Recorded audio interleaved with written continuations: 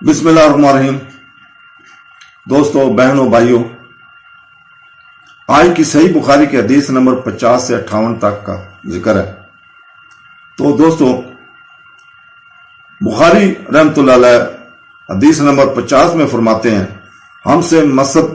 نے بیان کیا، انہوں نے کہا کہ ہم سے اسماعیل بن ابراہیم نے بیان کیا، انہوں نے کہا کہ ہم کو ابو حیان تمیمی نے ابو زرع سے خبر دی، انہوں نے ابو ہریرہ رضی اللہ تعالیٰ سے نقل کیا کہ ایک دن نبی کریم صلی اللہ علیہ وسلم لوگوں میں تشریف فرما تھے کہ آپ کے پاس ایک شخص آیا، پوچھنے لگا کہ ایمان کسے کہتے ہیں؟ آپ صلی اللہ علیہ وسلم نے فرمایا کہ ایمان یہ ہے کہ تم اللہ پاک کے وجود اور اس کی وحدانیت پر ایمان لاؤ، اور اس کے فرشتوں کے وجود پر، اس اللہ کی ملاقات کے برحق ہونے پر، اور اس کے رسولوں کے برحق ہونے پر، اور مرنے کے بعد دوبارہ اٹھنے پر ایمان لاؤ۔ پھر اس نے پوچھا کہ اسلام کیا ہے؟ آپ صلی اللہ علیہ وسلم نے فرمایا، جواب دیا کہ اسلام یہ ہے کہ تم خالص اللہ کی عبادت کرو اور اس کے ساتھ کسی کو شریک نہ بناؤ، اور نماز قائم کرو اور زکوٰۃ فرض ادا کرو، اور رمضان کے روزے رکھو۔ پھر اس نے احسان کے متعلق پوچھا، آپ صلی اللہ علیہ وسلم نے فرمایا، احسان یہ ہے کہ تم اللہ کی عبادت اس طرح کرو گویا تم اسے دیکھ رہے ہو، اگر یہ درجہ نہ حاصل ہو تو پھر یہ تو سمجھو کہ وہ تم کو دیکھ رہا ہے۔ پھر اس نے پوچھا کہ قیامت کب آئے گی؟ آپ صلی اللہ علیہ وسلم نے فرمایا کہ اس کے بارے میں جواب دینے والا پوچھنے والے سے کچھ زیادہ نہیں جانتا، البتہ میں تمہیں اس کی نشانیاں بتلا سکتا ہوں۔ وہ یہ ہے کہ جب لونڈی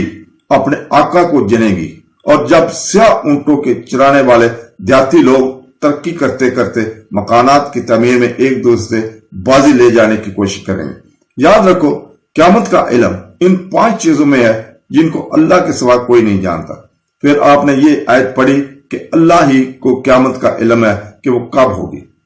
آخر آیت تک۔ پھر جب پوچھنے والا پیٹ پھیر کر جانے لگا، آپ صلی اللہ علیہ وسلم نے فرمایا کہ اسے واپس بلا کر لاؤ۔ لوگ دوڑ پڑے مگر وہ کہیں نظر نہیں آیا۔ آپ صلی اللہ علیہ وسلم نے فرمایا کہ وہ جبرائیل تھے جو لوگوں کو ان کا دین سکھانے آئے تھے۔ ابو عبداللہ امام بخاری رحمت اللہ فرماتے ہیں کہ نبی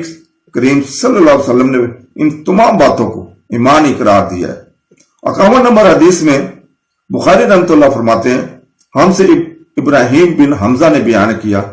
کہا کہ ہم سے ابراہیم بن سعد نے بیان کیا، انہوں نے صالح بن کیسان سے، انہوں نے ابن شہاب سے، انہوں نے عبداللہ بن عبداللہ سے، ان کو عبداللہ بن عباس رضی اللہ تعالیٰ نے خبر دی، ان کو ابو سفیان بن حرب نے کہ ہرقل روم کے بادشاہ نے ان سے کہا، میں نے تم سے پوچھا تھا کہ رسول پاک صلی اللہ علیہ وسلم ماننے والے پڑھ رہے ہیں یا گھٹ رہے ہیں، بڑھ رہے ہیں یا گھٹ رہے ہیں؟ تو نے جواب دیا، میں بتلایا کہ وہ بڑھ رہے ہیں۔ ٹھیک ہے، ایمان کا یہی حال رہتا ہے یہاں تک کہ وہ پورا ہو جائے، اور میں نے تجھ سے پوچھا تھا کہ کوئی اس کے دین میں آ کر پھر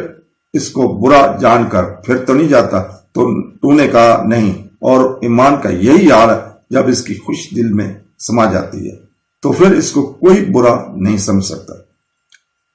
حدیث نمبر 52 میں بخاری رحمت اللہ فرماتے ہیں، ہم سے ابو نعیم نے بیان کیا، کہا ہم سے زکریا نے، انہوں نے عامر سے کہا کہ میں نے نعمان بن بشیر رضی اللہ تعالیٰ عنہ سے سنا، وہ کہتے تھے میں نے نبی کریم صلی اللہ علیہ وسلم سے سنا، آپ صلی اللہ علیہ وسلم فرماتے تھے حلال کھلا ہوا ہے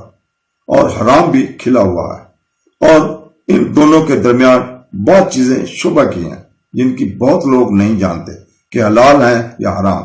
پھر جو کوئی شبہ کی چیزیں سے بھی بچ گیا، اس نے اپنے دین اور عزت کو بچا لیا، اور جو کوئی ان شبہ کی چیزوں میں بڑھ گیا، ان کی مثال اس چراغے کی ہے جو شاہی محفوظ چراگاہ کے اس پاس اپنے جانور کو چرائے، وہ قریب ہے کہ کبھی اس چراگاہ کے اندر گھس جائے اور شاہی مجرم قرار پائے۔ سن لو، ہر بادشاہ کی ایک چراگاہ ہوتی ہے، اللہ کی چراگاہ اس کے زمین پر حرام چیزیں ہیں، پس ان سے بچو۔ اور سن لو،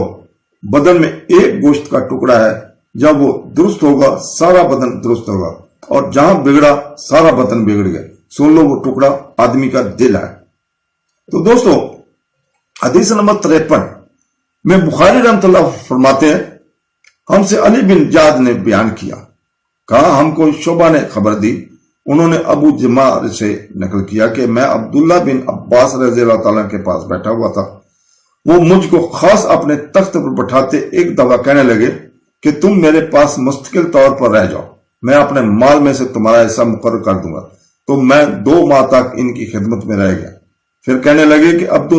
ابو قیس کا وفد جب نبی کریم صلی اللہ علیہ وسلم کے پاس آیا تو آپ نے پوچھا کہ یہ کون سی قوم کے لوگ ہیں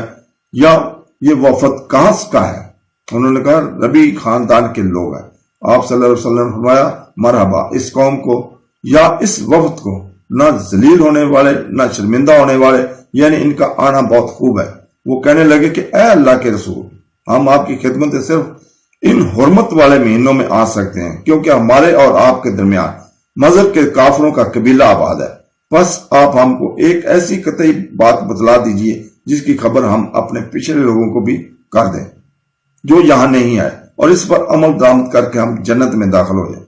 اور انہوں نے آپ سے اپنے پردوں کے بارے میں بھی پوچھا۔ پھر اللہ تعالیٰ کی باتیں سنتے رہے۔ آپ صلی اللہ علیہ وسلم نے ان کو 4 باتوں کا حکم دیا اور 4 قسم کے برتنوں کو استعمال میں لانے سے منع فرمایا۔ ان کا حکم دیا گیا کہ ایک اکیلے اللہ پر ایمان لاؤ۔ پھر آپ صلی اللہ علیہ وسلم نے پوچھا کہ جانتے ہو کہ ایک اکیلے اللہ پر ایمان لانے کا مطلب کیا ہے؟ انہوں نے کہا کہ اللہ اور اس کے رسول ہی کو معلوم ہے۔ آپ صلی اللہ علیہ وسلم نے فرمایا کہ اس بات کی گواہی دینا کہ اللہ کے سوا کوئی معبود نہیں، اور یہ کہ محمد صلی اللہ علیہ وسلم اس کے سچے رسول ہیں، اور نماز قائم کرنا اور زکوٰۃ ادا کرنا اور رمضان کے روزے رکھنا اور مال غنیمت سے جو ملے اس کا 5واں حصہ مسلمانوں کے بیت المال میں داخل کرنا، اور 4 برتنوں کے استعمال سے آپ صلی اللہ علیہ وسلم نے ان کو منع فرمایا۔ سبز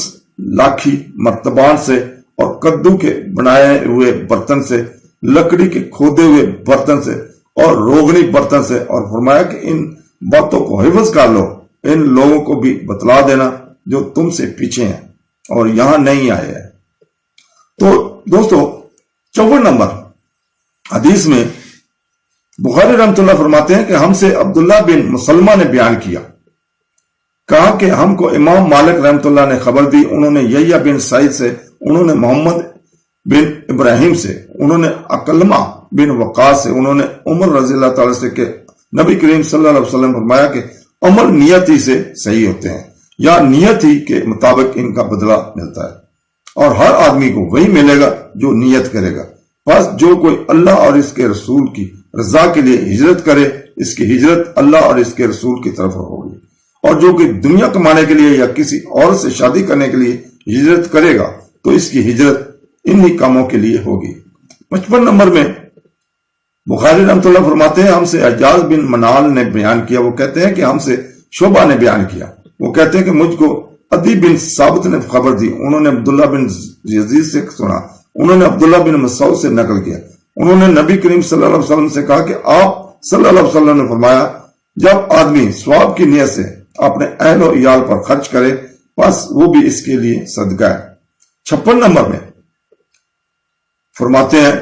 ہم سے حکم بن نافع نے بیان کیا، کہا ہم کو شعیب نے زہری سے خبر دی،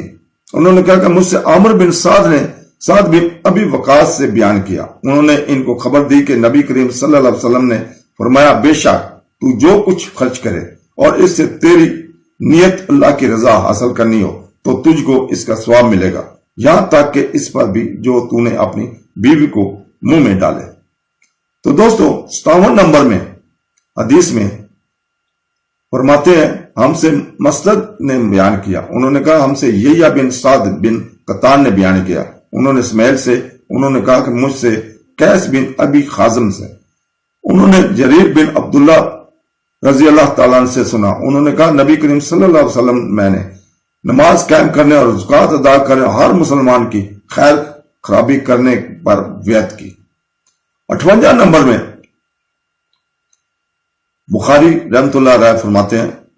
ہم سے ابو نعمان نے بیان کیا، کہا ہم سے ابو عنان نے بیان کیا، انہوں نے زیاد سے، انہوں نے علاقہ سے، کہا کہ میں نے جریر بن عبداللہ سے سنا جس دن مغیرہ بن شعبہ حاکم کوفہ کا انتقال ہوا تو وہ خطبہ کے لیے کھڑے ہوئے اور اللہ کی تعریف اور خوبی بیان کی اور کہا تم کو اکیلے اللہ کا ڈر رکھنا چاہیے، اس کا کوئی شریک نہیں، اور تحمل اور اطمینان سے رہنا چاہیے اس وقت تک کہ کوئی دوسرا حاکم تمہارے اوپر آئے، اور وہ ابھی آنے والا ہے۔ پھر فرمایا کہ اپنے مرنے والے حاکم کے لیے دعائے مغفرت کرو کیونکہ وہ مغیرہ بھی معافی کو پسند کرتا تھا۔ پھر کہا کہ اس کے بعد تم کو معلوم ہونا چاہیے کہ میں ایک دفعہ نبی کریم صلی اللہ علیہ وسلم کے پاس آیا اور میں نے عرض کیا کہ میں آپ سے اسلام پر بیعت کرنا چاہتا ہوں۔ آپ صلی اللہ علیہ وسلم نے مجھ سے ہر مسلمان کی خیر خواہی کے لیے شرط رکھی، بس میں نے اس شرط پر آپ سے بیعت کر لی، بس اس مسجد کے رب کی قسم کہ میں تمہارا خیر خواہ ہوں۔ پھر استخارہ کیا اور ممبر سے اتر آئے۔ تو دوستو، اللہ تعالیٰ ہمیں قرآن اور حدیث پڑھنے، سمجھنے اور اس پر عمل کرنے کی توفیق عطا فرمائے۔ آمین ثم آمین۔ اللہ حافظ۔